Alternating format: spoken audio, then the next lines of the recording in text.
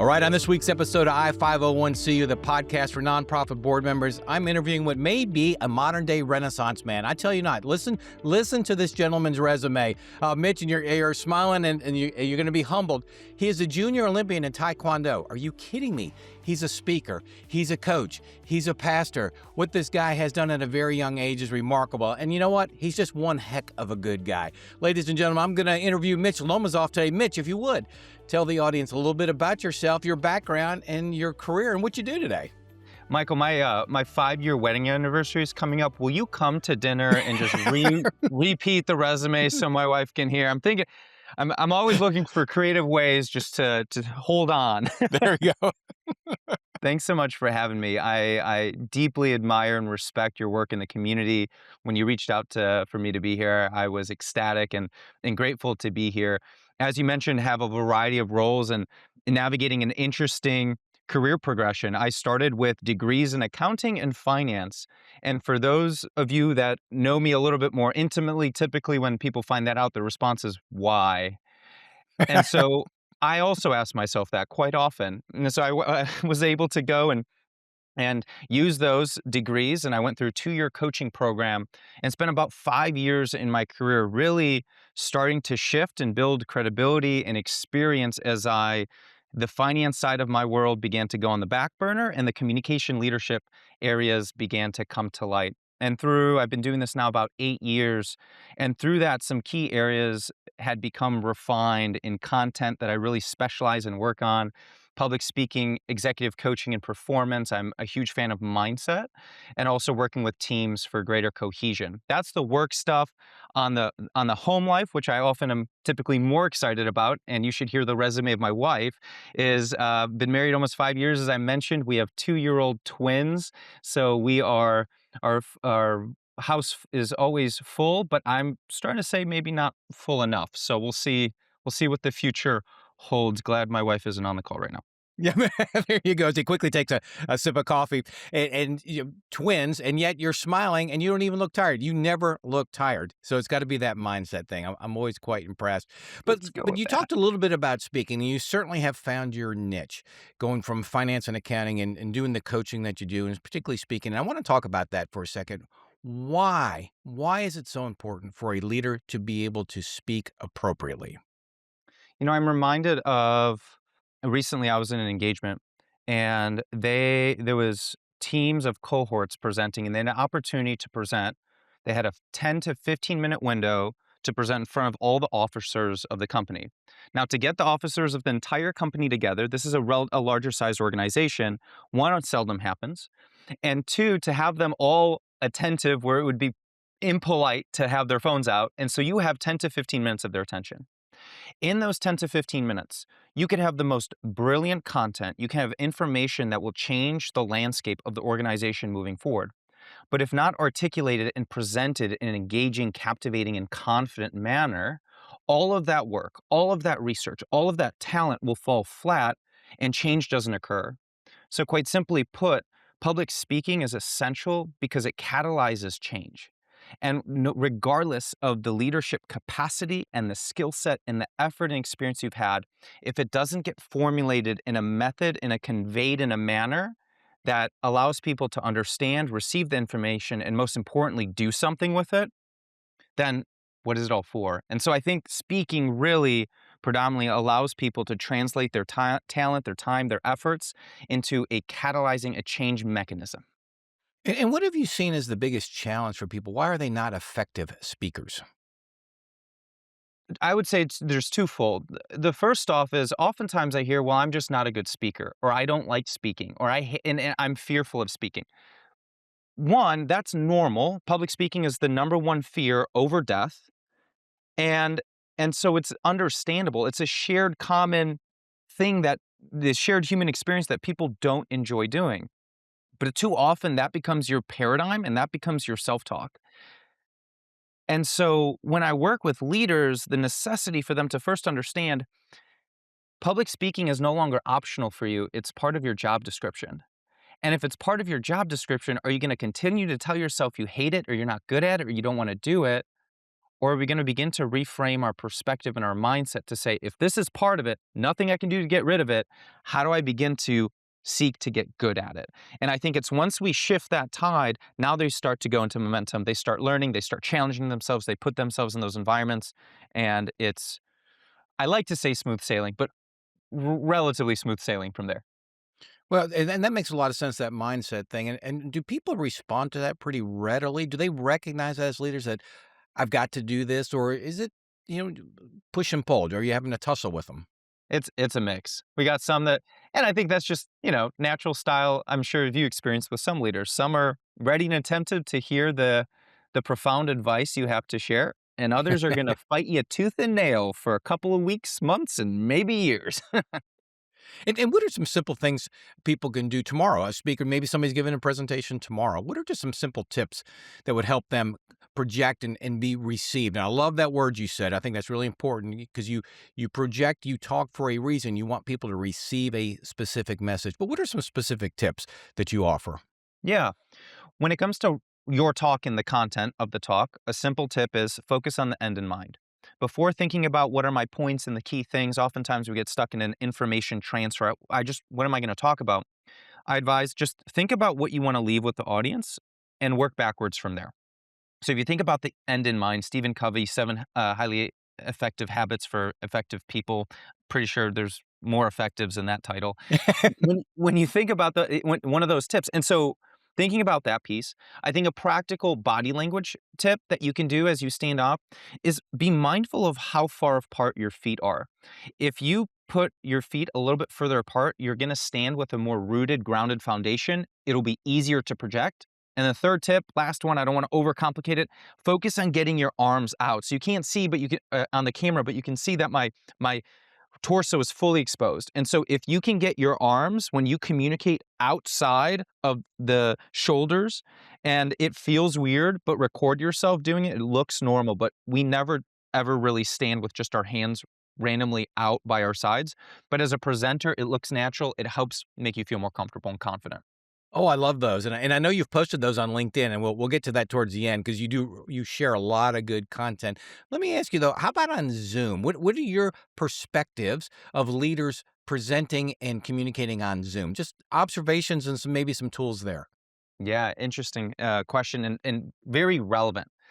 I think when you're communicating with Zoom, when I look at body language, there's a cascade effect and it's a two-way tunnel. What that means is that if I feel sad, I can smile and it'll flex certain muscles that will cause a receptor in my brain to trigger and dopamine floods. So if when I have dopamine and I'm happy, I naturally smile. When I'm sad, if I smile, it'll make me happier. The same thing happens when we look at with our body language. So if I do a steeple, I post it on this. This is a sign of extreme confidence. You can emphasize a point with it and it'll help you come across more confident. When you're on a Zoom call, I think it's really important to be mindful of your posture in the way that you're seated, even though it's not visible. Similar to those, if you were ever in sales, the adage was always smile when you're communicating on the phone because it impacts your tone, your pitch, your cadence. The same thing when you're on video. Just because they can't see your feet doesn't mean they shouldn't be planted. Have confident posture, take up some space, and that'll naturally convey. In addition, be extremely mindful. Use the camera to be mindful of your facial gestures because you're not going to have an opportunity to in other ways to see what's going on with your face. And that's an environment where you can monitor. There's a few things you can be very specific about. They sound weird. We probably don't have time to go full in depth, but a few things that I'm intentional about.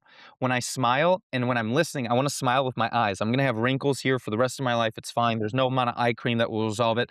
So I smile with my whole face and I lift my eyebrows up as I talk. And this is something you can observe, but as I do, now you're just going to be staring at my eyebrows the Right. whole time. But it draws the individual in. It makes it more engaging. And so a couple of things of how does my posture, my body language work to create a powerful voice, to create confidence as I talk. These are great tips because I see so many, of course, we're all in so many Zoom meetings, and some people just come across as not leadership. They have the title, but I think, "Oh, Sure. come on, little yeah, a little bit of that," and like you said, with the eyes and the smile and the standing or, even being rooted in that chair appropriately. So these are really good tips, and I think a lot of those people don't even know how they're being portrayed, or how they're portraying themselves, excuse me. And the thing is, it's more energy taxing to be on a Zoom call than it is to be in person because you're cognizant, have to be consistently cognizant of your state. So it's normal that you end Zoom meeting after Zoom meeting, you're tired because just the core strength to keep yourself in somewhat of a proper posture is going to be tiring. And you have to be mindful to keep putting yourself back in the posture that is going to send the best impression. Oh, these are great tips. Really good tips for all you leaders out there. All right, so another area you have that Yeah. I reach out to you on is conflict resolution. Mm. And now you've recently done a class on it. I love the fact that you're doing these types of giving people an opportunity to listen to you. So conflict resolution. First of all, how do you define conflict resolution in the workplace? What does it look like? Yeah, I think we experience a lot as tension. And there begins to be a form of friction that we encounter with another individual. And conflict in the beginning stages is nothing more than a little bit of tension and friction. That might be the way two people communicated and it didn't sit exactly right. Maybe somebody didn't hear exactly what you were saying. Maybe there was an agenda item that was overlooked. It's small areas of tension and friction. But when we don't address them or don't train our people how to be equipped to have conversations, healthy dialogue around that, those tension points become more what we recognize as traditional conflict where two people don't want to talk to each other. They start to be passive aggressive with one another. They avoid each other. There's these different tendencies that we can sometimes portray as everyday typical conflict in a workplace setting. The resolution piece is simply moving past the conflict in order to find a better and mutually beneficial outcome. And so for me, I like conflict. I think conflict's important because without it, we don't find resolution. And the more teams are able to push through conflict, the stronger they are, the stickier they are, and the more rapport. They're more effective teams. It's the same thing with marriages or relationships is after every successful healthy conflict that ends in resolution, my wife and I, my friends and I, eventually my children and I, as they don't, it's kind of a one-way street with 2-year olds, you become your bond strengthens. And so it's important to have conflict, not to avoid it, but to equip your people to move to resolution. And then as a manager, so if you're a manager, you've got conflict in your department, and a lot of us try to avoid it, ignore it, but a good manager, a good leader will address it. How does a leader address this? It depends, Michael, on Mm, how escalated it's become. You're right. 76% of people's default conflict handling style is avoidance. mm, So three-quarters of people have just been avoiding conflict, and about 85% of employees in a workplace experience some form of conflict. It is rampant throughout organizations, and there's more statistics on productivity, loss of revenue, loss of satisfaction. It's the health epidemic of corporate and small business too. So the awareness for the manager first is if I'm getting ready to address conflict, is it in its infancy stages or has it been unaddressed for a long period of time? If it's in the infancy stages, SBI is a very simple framework that's very easy to use. Situation, behavior, impact. I noticed in this last meeting or during this last meeting, you arrived 10 minutes late. It created the appearance, I'm not assuming, but it created the appearance that you didn't, that the meeting wasn't valuable to you. So I'm going to reference the situation. I'm going to acknowledge the behavior I observed and discuss the perceived impact, not accusatory, but saying the perception, only for the purpose to create dialogue. Because now what happens is it creates a tunnel where two people can start conversing and we can see different perspectives and very easily, very quickly find to resolution. When it's been unresolved and avoided for a long period of time, conflict will ultimately escalate. And that is where it's time to bring in more senior leadership. It's time to bring in stakeholders. It's time to bring consultants, mediators, because the level of skill and tact required to navigate through highly escalated conflict becomes much more critical. And so then for those points, it becomes an awareness of I think I need to talk to senior leadership. I think I need to talk to my board. I think I need to bring in a third party consultant and explain the situation to get input from individuals who do this day in and day out. Because most managers haven't had proper conflict handling training and haven't been doing it. So to be expected to resolve, I call it stage 3, 4, and 5, 5 being the most escalated conflict scenarios, you're ill equipped. So are all conflicts resolutionable, if that's a word? I guess resolvable would be the word. Or do some just it's recognized and it's going to be a conflict? I think unescalated, they they all can be resolved. Now, I'm making a pretty majorative statement, so I'm sure there's some outliers in the what if and scenario. The significantly escalated conflict, oftentimes, and I've seen it happen, unfortunately, it leads to termination. It leads to a lot of difficulty. It leads to partners being removed or exits. It's ugly. You bring in crisis communication experts. Our mutual friend Caitlin Perez Caitlin. gets Yep. involved in those types of conflicts, and so in those environments is very difficult, which is why a lot of the training after identifying how SBI framework and resolving early is how do we create organizations that have certain areas of training and protocols in place that create conflict prevention, unnecessary conflict prevention. And there's 8 predominant factors that lead to conflict within an organization. To give you a couple, it's not understanding different personality styles and the way other people think and operate. And there's different tools you can utilize. Difference in generational values is one of the main areas. Not knowing why people value what they value from different generations and how to bridge those communication gaps. Consistent policies across the board for nonprofits, especially when you're looking at a nonprofit that might have been a team of 2 that all of a sudden grew to 10 and now grew to 30. All of a sudden, you're having a necessity to not just have an employee handbook, to have consistent protocols in place. And during those growth curves, a lot of conflict arises because now the nature of the structure and policy needed for your nonprofit is very different than it was when it was more in startup mode. That makes sense. No, this is good stuff. So you also coach, executive coach, and you lit up when you said that. What is your area of expertise? What are you seeing out there as in the world related to executive coaching? For me, the passion, and I talk about my family, I talk about my marriage. My passion is performance across all facets of your life. Where I see most often and where get lit up about when it comes to executive coaching is burnout, or especially type A individuals, especially nonprofit leaders who are sold out to their mission, sold out to their call, are giving 100% to that organization. And that sounds typically like a good thing. I should give 100%. But if you have only 100%, there's your family, your faith, your personal health. There's other areas of demands. And so where I light up and I really have found my specialty within executive coaching is how do we optimize you beyond a 9 to 5, or most executives are working more than that, and how do we create that same level of intensity and success across the different pillars of your life. And then as a result, what typically occurs is you find more success in your organization, in your nonprofit, because you're now starting the day and you're tackling problems with a healthier, more clear mind, with a rested body, with healthy marriages, with a healthy foundation of why you're doing and what you're doing this for. And you just find more leaders with more capacity.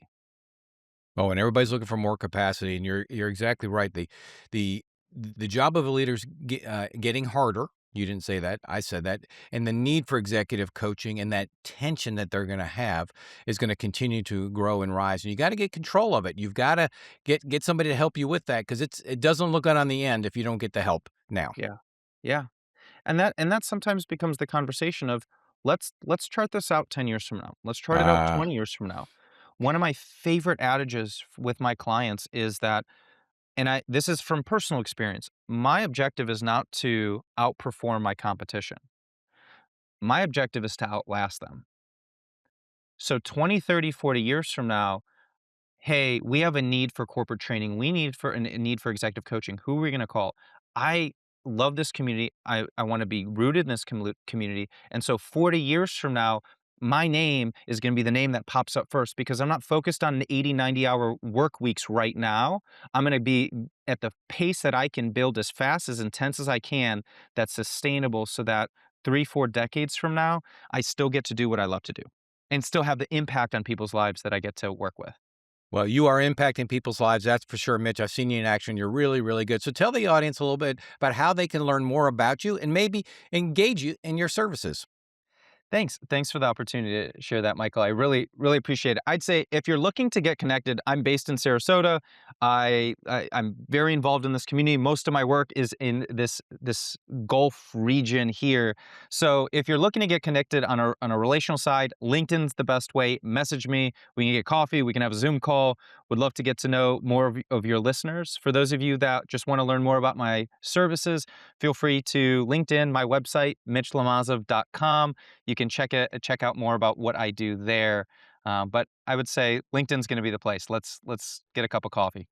Very good. And I apologize. I mispronounced your name in the beginning. It's Lomazov. That's interesting. I did not pronounce it that way. So I will pick up on that and note that. I've heard it every which way. They all sound right by now.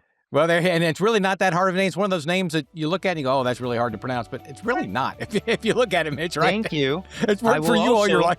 I'm going to save that clip and send it to people as well.